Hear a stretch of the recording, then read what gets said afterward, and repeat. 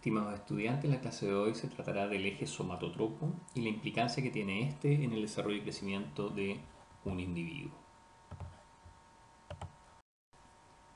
Bueno, a modo de introducción es importante recalcar que los diferentes ejes hormonales van a tener diferentes protagonismos en las diferentes instancias cronológicas del desarrollo de un individuo. Como por ejemplo observamos en este esquema, la hormona tiroidea juega un rol fundamental en el desarrollo y crecimiento, sobre todo en estadios fetales. Es una de las hormonas más importantes para el desarrollo, ¿cierto?, del sistema nervioso central.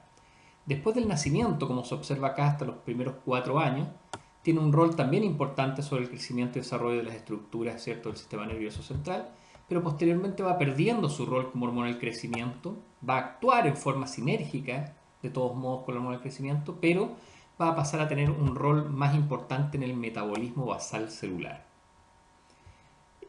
Por otra parte, ¿cierto?, la hormona del crecimiento, ¿cierto?, que se observa en el siguiente gráfico, una vez que el individuo nace, ya que el eje, ¿cierto?, somatotropo no está desarrollado en estadios fetales, empieza a adquirir, ¿cierto?, un protagonismo paulatino y se va a mantener prácticamente durante toda la vida de un individuo, teniendo, sí, sin embargo, un énfasis mayor, ¿cierto?, en, ¿cierto?, los periodos desde la pubertad, la adolescencia y posteriormente empieza a decaer paulatinamente.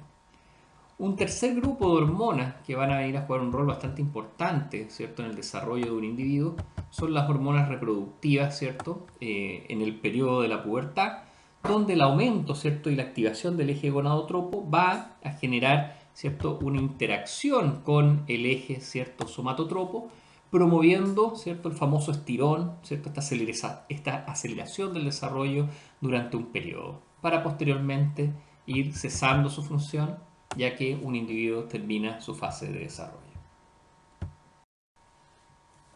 Bueno, algunas características importantes de la hormona del crecimiento o somatotropina es que es una hormona polipeptídica de 191 aminoácidos, es sintetizada en pulso en las células gonadotropas de la adenohipófisis, tiene un ciclo circadiano nocturno. ¿Qué quiere decir esto? Que los pulsos se ven aumentados durante las horas de sueño o cuando duerme un individuo. Como es una hormona polipeptídica, actúa a nivel de receptores de membrana, no puede atravesar la membrana, y posteriormente desencadena una cascada, ¿cierto?, de eventos donde activa a unas proteínas sinasas de la familia Janus2, las cuales posteriormente desencadenan una cascada fosforilativa para llevar la información al núcleo de la célula. Un punto importante, a diferencia de otras hormonas, ¿cierto?, proteicas, esta hormona viaja unida a una proteína de transporte a nivel plasmático. Esta hormona, la GH, una vez que sale a circular, ¿cierto?, tiene receptores en diversos tejidos y obviamente va a ser un potente mitógeno, se va a promover la mitosis celular, pero además esta hormona, como vamos a ver, a nivel hepático estimula la liberación de otra hormona, que podríamos decir que es una colaboradora, que son, ¿cierto?, la IGF-1 o somatomedina, que es liberada a nivel de la glándula hepática. El siguiente esquema muestra los mecanismos de regulación de la hormona GH, los famosos feedback de retroalimentación, por una parte, como también se presentan los factores que van a inducir o inhibir la liberación de GH. Bueno, como nosotros sabemos, ¿cierto?, el hipotálamo, ¿cierto?, esta glándula neuroendocrina, es la encargada de neurosecretar, ¿cierto?, en forma pulsátil, en ciclos circadianos durante las horas de sueño, aumenta la pulsatividad de la hormona GH, ya que aumenta la pulsatividad de la hormona liberadora, ¿cierto?, de la hormona del crecimiento, la GHRH, la cual, ¿cierto?, va a salir, ¿cierto?, a ese espacio porta, va a llegar a las células somatotropas de la adenohipófisis y va a promover la síntesis de GH. Por el contrario, ¿cierto?, el hipotálamo también puede neurosecretar una hormona contrarreguladora que es la somatostatina. Cuando esta hormona es estimulada en su liberación, va a ir, ¿cierto?, a las células somatotropas y va a inhibir la síntesis de GH. ¿Cuáles son los mecanismos que van a regular o cuáles son los feedback de retroalimentación de GH? Tenemos que la misma GH, cuando es liberada al plasma sanguíneo, puede generar un feedback de retroalimentación de asa corta, porque va de la adenohipófisis al hipotálamo, y va a inhibir la síntesis de GHRH, por lo cual va a disminuir su concentración. Otro mecanismo, pero ya ahora de feedback de asa larga, como hemos mencionado, ¿cierto? La GH va a estimular a nivel de la glándula hepática la liberación de una hormona colaboradora en el proceso de crecimiento y desarrollo, que son, ¿cierto?, las somatomedinas. Estas somatomedinas pueden generar, ¿cierto?, dos feedbacks, ¿cierto? Uno de asa larga sobre las células somatotropas, inhibiendo la síntesis de GH, u otro feedback que también es de asa larga sobre el hipotálamo, donde se inhibe la síntesis de GHRH, por lo cual se inhibe la secreción de GH. Esos son los mecanismos de retroalimentación negativa que podemos observar en este eje. Pero además, en la parte superior, podemos encontrar factores que van a estimular la liberación, ¿cierto?, de la hormona del crecimiento, los cuales son, ¿cierto?, principalmente las horas de sueño, ¿cierto?, el estrés tanto físico como psicológico, los estímulos serotoninérgicos y dopaminérgicos que también promueven la síntesis de GHRH, por lo cual van a promover la síntesis de GH. También se muestran una serie de factores que son inhibidores, ¿cierto?, de la liberación de la hormona del crecimiento, como lo son, ¿cierto?, la glicemia plasmática y el aumento de los ácidos grasos a nivel plasmático. Esos son los factores que van a estimular la liberación de somatostatina, por lo cual van a inhibir, ¿cierto?, la liberación de GH. ¿Qué es importante? Que van a haber factores estimulantes, factores externos, por ejemplo, la alimentación rica en proteínas, ¿cierto?, el estrés físico, hacer ejercicio, que van a estimular, dormir las horas adecuadas de sueño, va a estimular la liberación de GH. Por el contrario, una alimentación rica en carbohidratos, con exceso de grasa saturada, va a inhibir la liberación de GH. Entonces, a modo de resumen, ¿cuáles serían, ¿cierto?, los mecanismos de control o los feedback que se pueden presentar en el eje somatotropo? Tenemos de asa larga, corta y ultracorta. El de asa larga estaría dado por, ¿cierto?, las somatomedinas, la IGF-1, que inhibirían a nivel, ¿cierto?, hipotalámico la síntesis, ¿cierto?, de GHRH y aumentarían la de somatostatina, que es la hormona contrarreguladora. De asa corta, que sería la misma GH, que obviamente va a estimular la liberación de somatostatina y va a autoinhibirse. Y finalmente la asa ultracorta, ¿cierto?, que la misma GHRH puede inhibirse a sí misma. Bueno, ¿cuáles son las acciones de la hormona del crecimiento? Las acciones de la hormona del crecimiento las vamos a dividir en dos. Una, ¿cierto?, como su nombre lo dice, es una hormona del crecimiento, va a promover, ¿cierto?, el desarrollo y crecimiento de un individuo. Y la otra, ¿cierto?, o las otras acciones son las acciones metabólicas que tiene esta hormona en un individuo. Bueno, referente a la primera función, que como ya dijimos es un mitógeno, ¿cierto?, celular, promueve la mitosis celular, lo que va obviamente a promover el crecimiento y desarrollo celular y el desarrollo de un individuo. Es importante recalcar que esta hormona no actúa de forma aislada, ¿ya? Tiene una serie de hormonas colaboradoras que se van a ir sumando a esta función después del nacimiento, que son, por ejemplo, la hormona tiroidea, que controla el metabolismo basal celular, actúa de forma sinérgica con esta hormona. Las, ¿cierto?, somatomedinas, sumamente importantes, que van a ser sintetizadas principalmente a nivel hepático, como también a nivel de los diferentes tejidos de forma paracrina, promueven en conjuntos la mitosis celular. Y en un periodo o en un momento de la vida, ¿cierto?, cuando viene la gonadarquia, ¿cierto?, la pubertad, donde van a aumentar, ¿cierto?, los esteroides sexuales a nivel plasmático, también, ¿cierto?, estos esteroides sexuales, estrógeno y progesterona en el caso de la mujer y testosterona en el caso del varón, van a jugar un rol sinérgico que van a potenciar, ¿cierto?, y van a promover, ¿cierto?, el famoso estirón que se produce a esa edad. Otro punto importante de recalcar es que la hormona GH, sobre todo en el periodo de la pubertad, ¿cierto?, y de la adolescencia, en el plasma es mayor su concentración, después decae aproximadamente en la mitad durante la vida, pero nunca decae a cero, siempre hay síntesis de GH. Bueno, la segunda acción, ¿cierto?, que tiene esta hormona son las acciones metabólicas, ¿ya? Esta es una hormona, como vamos a ver, es una hormona contrarreguladora, ¿ya? Es antagonista a la insulina, por lo cual es diabetogénica, inhibe la captación por parte de las células, tanto musculares como adiposas, de la glucosa, por lo cual es hiperglicemiante. Otra acción metabólica no menos importante es que es una hormona lipolítica, ¿ya? Promueve la lipólisis del tejido graso, la oxidación lipídica, por lo cual va a ser una hormona hiperlipermeante a nivel plasmático. Y por otra parte, ¿cierto? A nivel proteico es una hormona anabólica per se, permite la captación, ¿cierto?, de aminoácidos por el tejido muscular. Bueno, antes de ver la fisiopatología del eje somatotropo, yo encuentro que es importante recalcar algunos conceptos que se pueden apreciar aquí en estos dos gráficos. En el gráfico de la derecha, ¿cierto?, podemos observar una persona con acromegalia, ¿ya?, que es un exceso en la secreción de la hormona del crecimiento, y al lado izquierdo, obsérvese, es la pulsatividad, ¿cierto?, de la hormona GH en un individuo sano.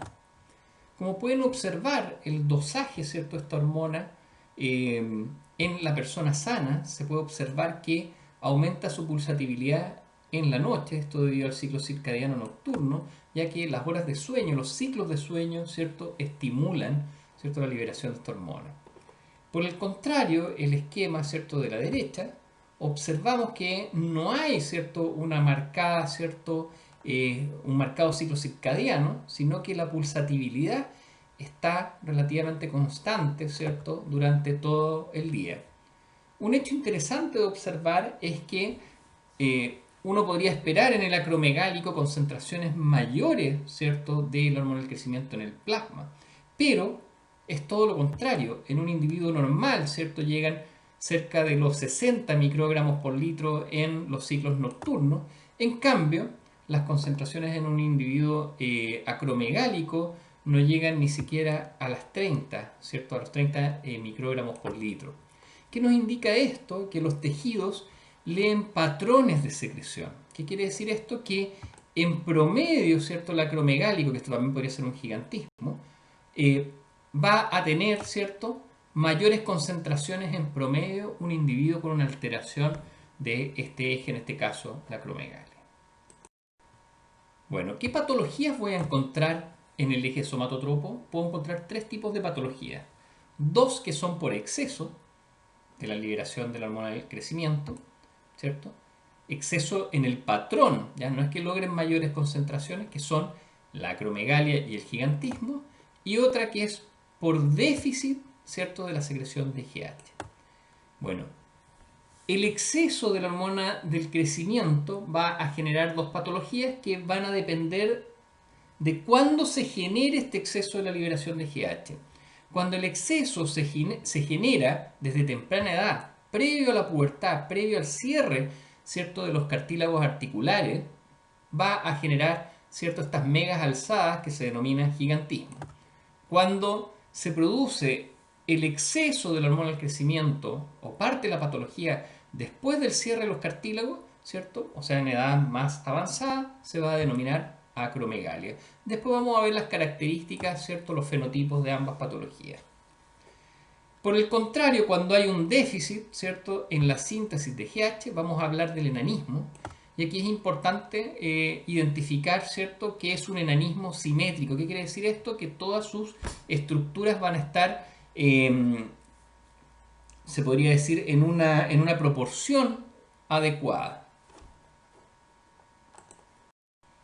Bueno, esta diapositiva la puse para no confundir.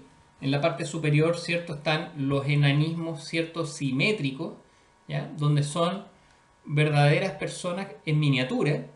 Por el contrario, en la parte inferior, ¿cierto?, puse un ejemplo, ¿cierto?, de un acondroplásico, que uno siempre lo confunde. Estos son enanos que no son simétricos, ¿ya?, y que principalmente se debe a una alteración genética en, ¿cierto?, los genes que codifican, ¿cierto?, a nivel del condrocito y producen esta estructura asimétrica típica, ¿ya? Es importante recalcar que los acondroplásicos principalmente no tienen, ¿cierto?, alteraciones a nivel del eje somatotropo.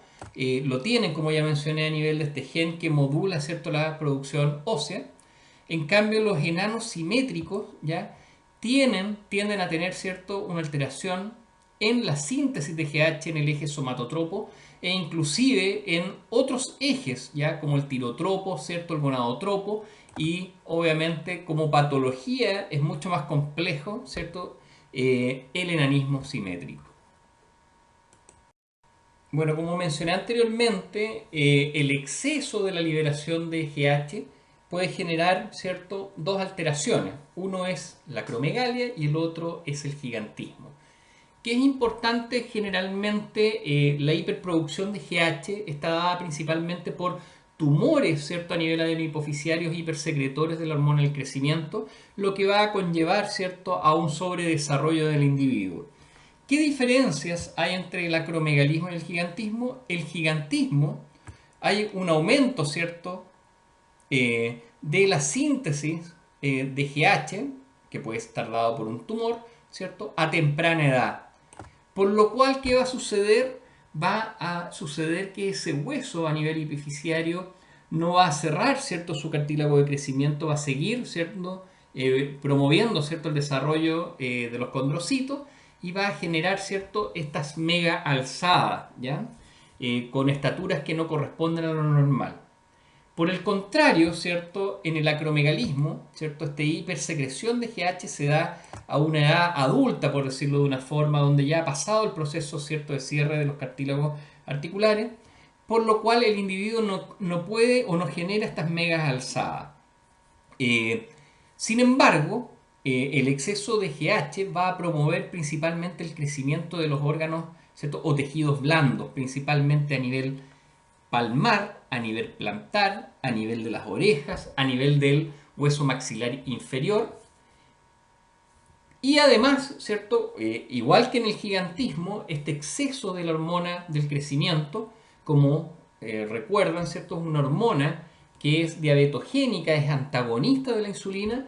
En ambos casos van a cursar estos pacientes con diabetes mellitus, y obviamente va a conllevar, ¿cierto?, a que tengan, ¿cierto?, todas las alteraciones que conlleva esta patología, ¿ya?, como las retinopatías, ¿cierto?, las renopatías, etcétera, y las neuropatías.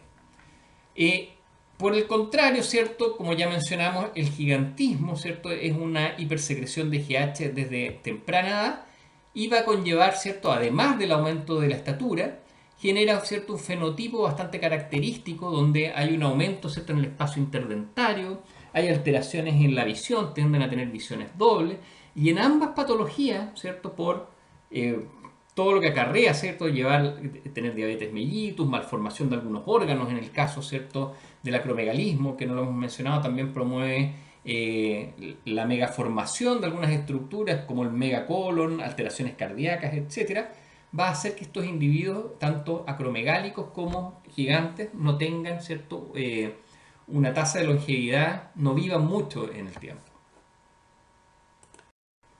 Bueno, a modo de resumen, como podemos observar en esta diapositiva, podemos ver las tres patologías que se pueden generar por alteraciones del eje somatotropo, donde observamos, ¿cierto?, en primera instancia el enanismo simétrico, muy pequeñito, ¿cierto?, en segunda instancia una persona con gigantismo, y en tercera instancia una persona con acromegalismo.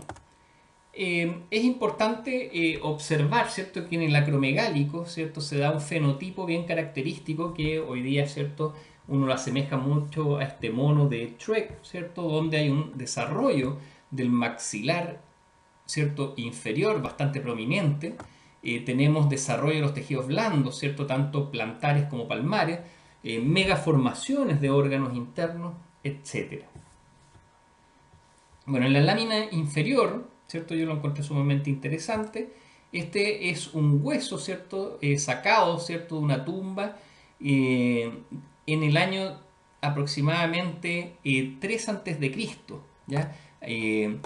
Y ya se observaban, ¿cierto?, huesos, ¿cierto?, con acromegalismo. Este es un hueso un acromegálico. Y lo que encontré aún más interesante es el hueso que se observa en la lámina inferior. Este es un hueso de un individuo sano, ¿Por qué lo encontré interesante? Porque es de un centurión romano, ¿ya? De también más o menos del siglo III antes de Cristo. Y lo importante que el tamaño calculado para este hueso en proporción es más o menos de 1,56 a 1,60 media este centurión. ¿Qué quiere decir esto? Que para que se produzca el desarrollo, ¿cierto? De forma adecuada, un individuo tiene que, obviamente, alimentarse de forma adecuada y nos indica, ¿cierto?, que en ese periodo de la historia, ¿ya? Generalmente las personas no alcanzaban su potencial genético principalmente por las carencias, ¿cierto?, nutricionales.